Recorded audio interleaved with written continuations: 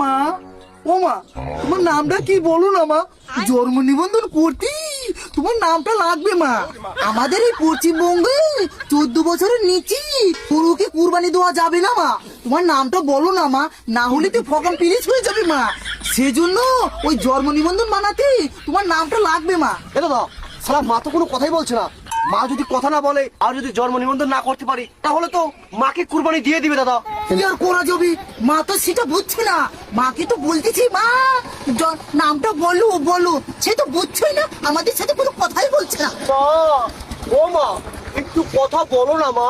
তুমি যদি কথা না বলো তাহলে মুসলিম দাদারা তোমাকে কুরবানি দিয়ে দিবে মা। না, এদিকে এ শালা তো দেখতেছি কোনো কথাই বলে না। থুক, মা তো দেখতেছি কোনো কথাই বলে না, রাগ করি আছে মনে হচ্ছে।